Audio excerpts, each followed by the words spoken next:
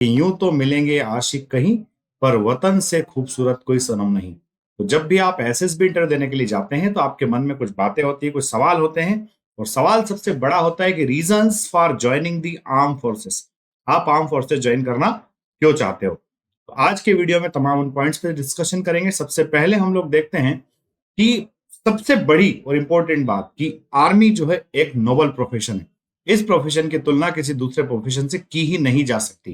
तो सबसे बड़ी बात, a career with the Indian army is a noble and secular profession and provides opportunity for direct services to the nation. It is a challenging and thrilling career, gadgeted and non-political in nature. सबसे बड़ी बात कि यहाँ इस politics का कोई involvement नहीं होता है। साथ ही साथ आर्म फोर्सेस में अगर आप ऑफिसर बनते हैं तो एक गजेटेड रैंक के ऑफिसर की पोस्ट होती है। और one joins an institute having camaraderie, इतने शानदार दोस्त वहां आपको मिलते हैं कि आप सिविल लाइफ में उतने अच्छे दोस्तों को पाना बहुत ही मुश्किल काम होता है। दूसरी बात, अर्ली करियर विद ग्रोथ।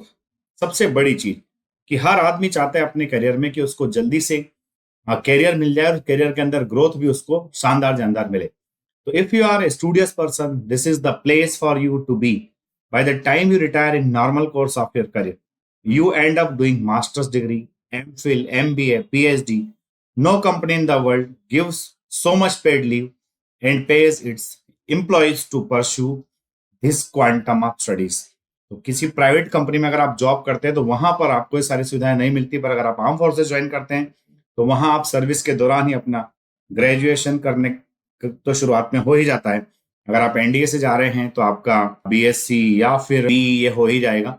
पर बीएससी बी जो आपने कर लिया उसके बाद में अगर आपको मास्टर्स करना है या फिर आपको एमफिल, एमबीए, पीएचडी करना है तो ये तमाम कोर्सेज जो है आर्मी आपको कराती है और इसके लिए आपको बाकायदा पेड लीव भी मिलती है।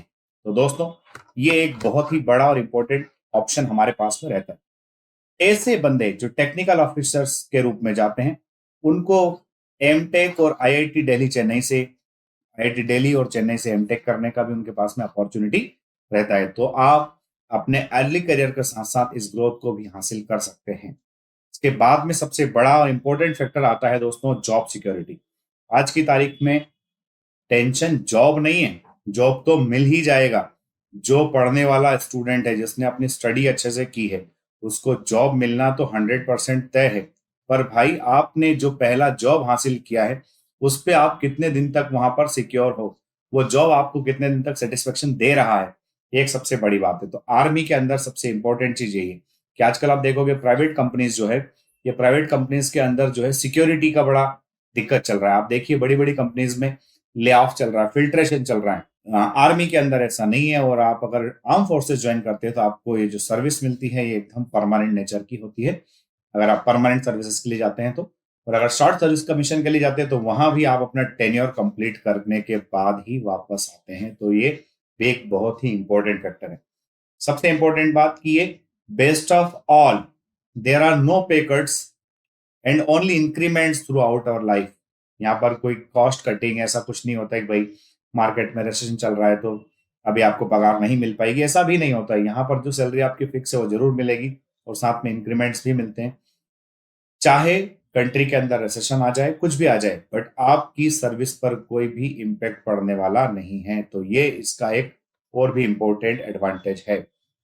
नेक्स्ट बात आती है दोस्तों फॉरेन असाइनमेंट्स की। अगर आप देखेंगे तो अगर आप आर्म फोर्सेस के उन पार्ट्स का हिस्सा बने हैं जिनके पास फॉरेन असाइनमेंट्स भी हैं तो आप डेफिनेटली फॉरेन असाइनमेंट्स के लिए जा सकते हैं।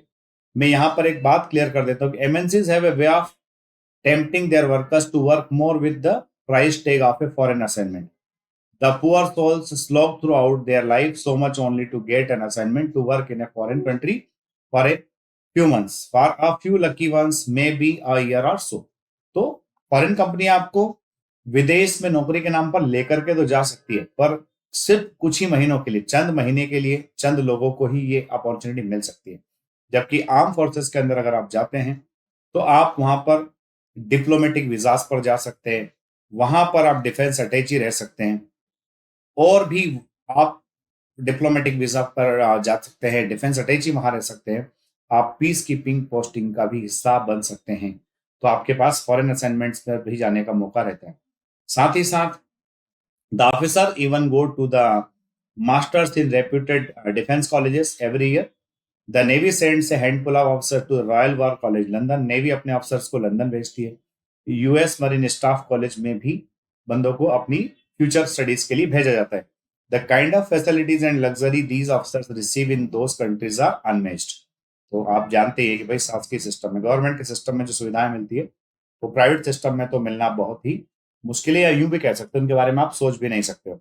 इंपॉर्टेंट बात, सबसे बड़ी बात कि भाई आदमी, चलो ठीक है भाई, जॉब लग गई, सर्विस लग गई, पैसा मिलने लगा.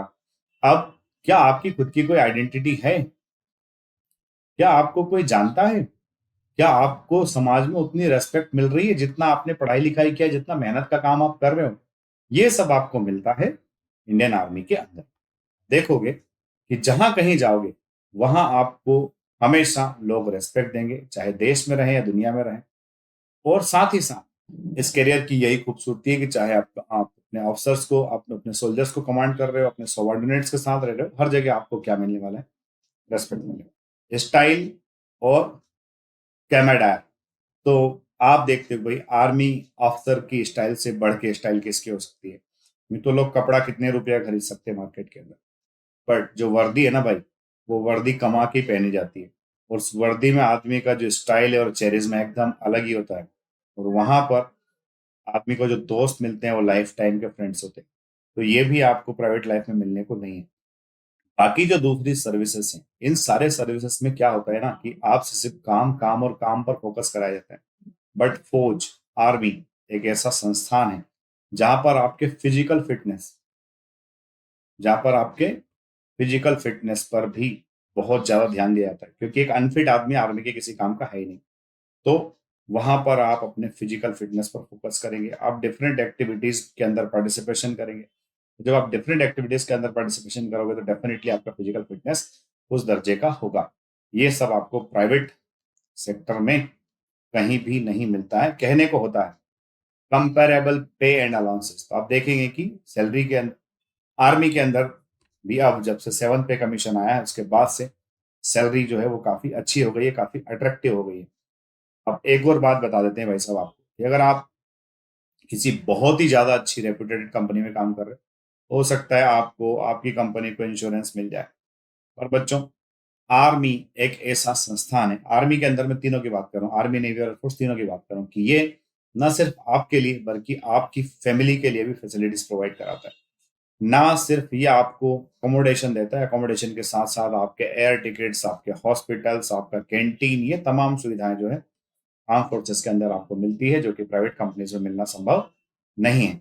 आप देखेंगे कि वहां पर recreational facilities like swimming pool, tennis court, squash court, golf court, provision for ration supply and lifetime pension and medical benefits are part of the compensation, है ना. Membership to prestigious clubs, gyms and golf courses are so cheap that they are as good as free. इतनी कम दाम में सुविधाएं मिलती है कि ऐसा लगता है एकदम मुफ्त में मिलती है. और पोस्ट रिटायरमेंट प्लानिंग इतनी जबरदस्त होती है कि रिटायरमेंट के टाइम पर देखोगे कि आपको एक apart from the handsome amount that you will receive, you will get a pension throughout your life. Today, an officer with 22 years of service after retirement will get a pension of approx 50,000 per month. ये तो मैं बहुत कम बता रहा हूँ, ये पुराना data है भाई. आज की तारीख में तो सबको लाख रुपए से ऊपर ही मिलता है.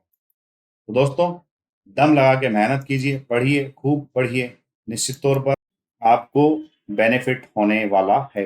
वीडियो अगर अच्छा लगा तो इसको लाइक से सब्सक्राइब करना ना भूलें. जय हिंद, जय भारत, जिंदाबाद. भारत माता की जय.